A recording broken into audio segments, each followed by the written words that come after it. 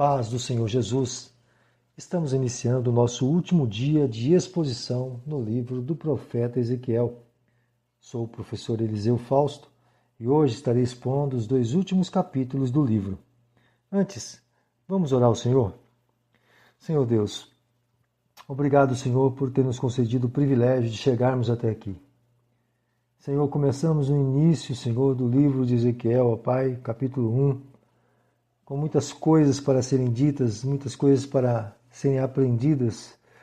E hoje, Senhor, no último dia, estamos saindo, Senhor, desse livro, da meditação dele, ó Pai, com muitas verdades, Senhor, para serem praticadas por nós.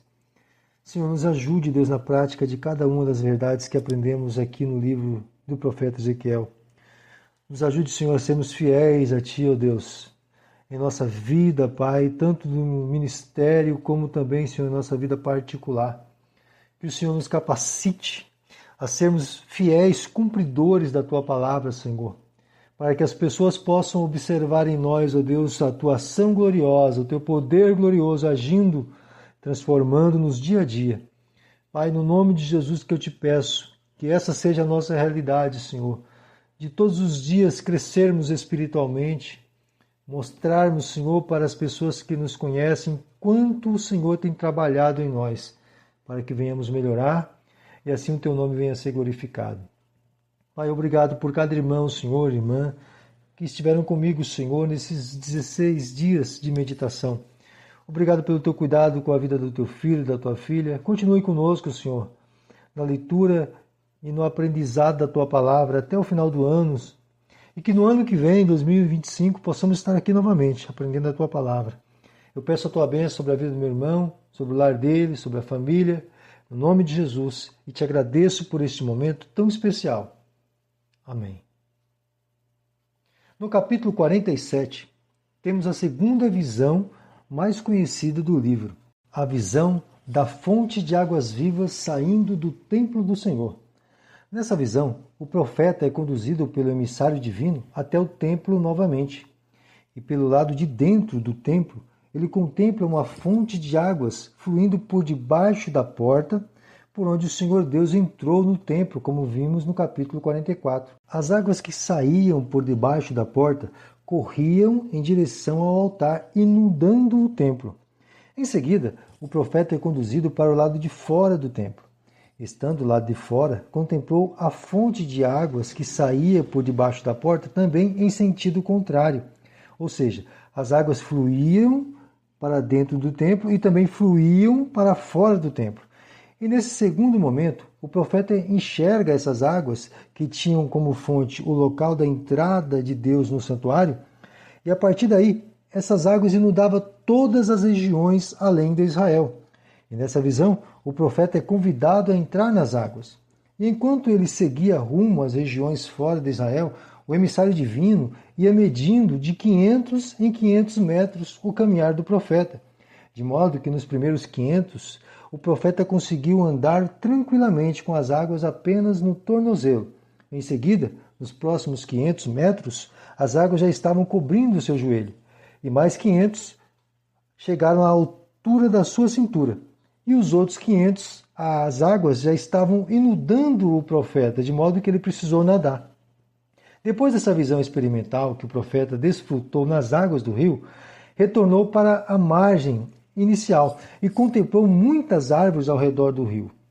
Enquanto o profeta estava contemplando toda essa visão e maravilhado com tudo que estava desfrutando, o emissário explicou para o profeta que por onde as águas do rio, que fluíam da fonte divina, passasse, haveria vida, e as árvores que eram alimentadas pelas águas desse rio produziriam cura.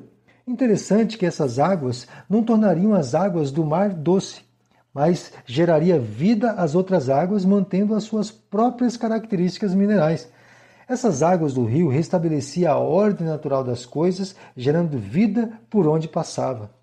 Nessa explicação ficou claro para o profeta e para todo o povo que Deus enviaria a partir de Israel vida para todas as nações e povos. Com essa visão da fonte divina partindo do lugar de adoração e seguindo rumo às várias terras distantes de Israel, Deus estava transmitindo ao profeta que através do povo de Israel os outros povos seriam alcançados pelas bênçãos do Senhor. Podemos compreender, a partir dessa visão, que a salvação, como foi prometida no Gênesis, surgiria do povo de Israel. Ainda que a mulher de onde nasceria o Messias, conforme Gênesis capítulo 3, versículo 15, ainda não era uma realidade no tempo do profeta, nós já sabemos que ela veio deste povo. E essa foi a promessa que Deus entregou para seu servo Abraão. A descendência dele seria responsável por abençoar todas as famílias da terra. Nessa visão da fonte de águas vivas, fluindo da presença de Deus, a partir do templo em Israel, nos faz compreender claramente as palavras do Senhor Jesus no capítulo 4, versículo 22 do Evangelho que escreveu o apóstolo João, onde está escrito assim: Vós adorais o que não sabeis, nós adoramos o que sabemos, porque a salvação vem dos judeus. E de fato, essa é a grande realidade desde os tempos antigos. Deus decidiu conservar um povo para que através deste povo a salvação fosse historicamente possível ou acessível. Digo historicamente possível ou acessível porque ninguém poderá culpar o Senhor nosso Deus de não ter desenhado ou escrito uma história de salvação que fosse conhecida de todos. Deus estabeleceu firmemente o povo judeu desde os tempos antigos até o presente para tornar conhecido em todo o mundo a sua história de salvação. Pelo menos duas coisas são claramente conhecidas por todo o mundo. A primeira é a existência do povo judeu. A segunda é que Jesus veio a partir deste povo. Com essas duas bases, podemos entender que o Senhor Deus se revelou para todo o universo através do livro que estamos meditando.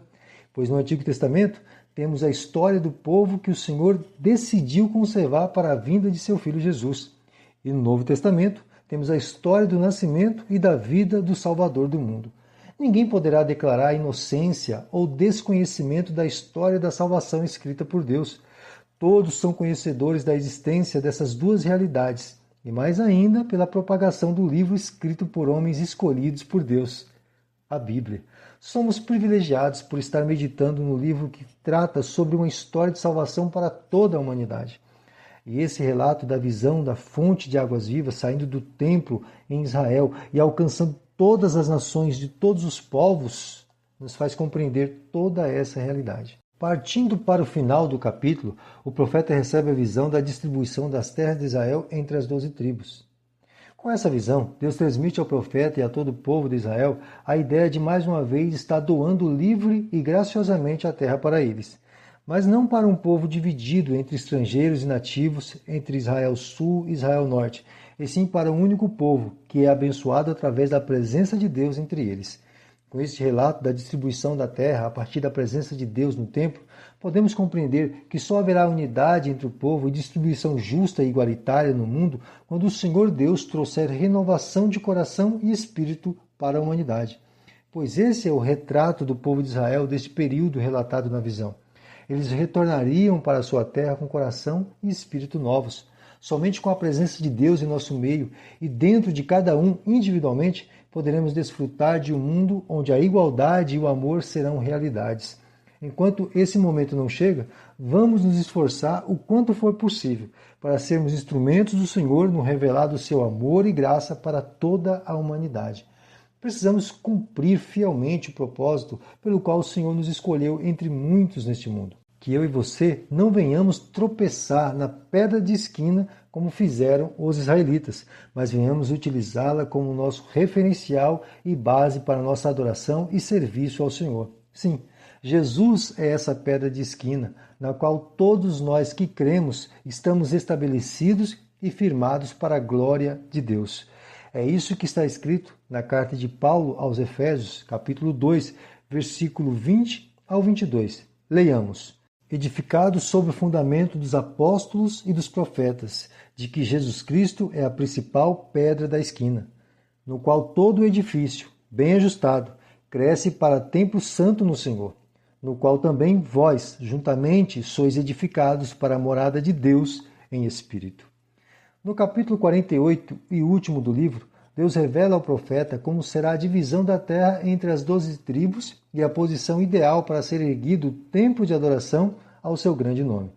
O santuário e o lugar reservado para os sacerdotes e levitas, assim como para o príncipe, ocuparia o centro da cidade e, em ambos os lados, uma faixa de terra para cultivar mantimentos e suprir o centro da cidade. As tribos receberam suas posses ao redor deste centro sagrado. Desta forma, as tribos protegiam o centro da cidade, ficando 3 do lado oeste, 3 ao norte, 3 ao oriente e 3 ao sul. O novo nome da cidade era O Senhor está ali, e não mais Jerusalém. Neste capítulo, aprendemos que o Senhor Deus entregou ao seu povo uma cidade completamente organizada, onde seu templo e os seus ministros, juntamente com o líder do povo, deveriam habitar no centro dela. Essa organização complementa e ratifica tudo o que viemos falando até aqui.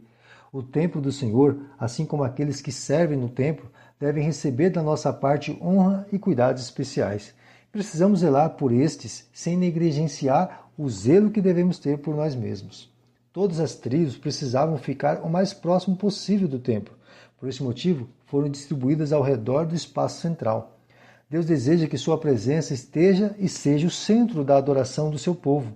Nada pode tomar o lugar da adoração no centro do povo de Deus. Ainda que essa visão seja uma descrição da cidade ideal, podemos extrair muitas lições para o nosso crescimento espiritual.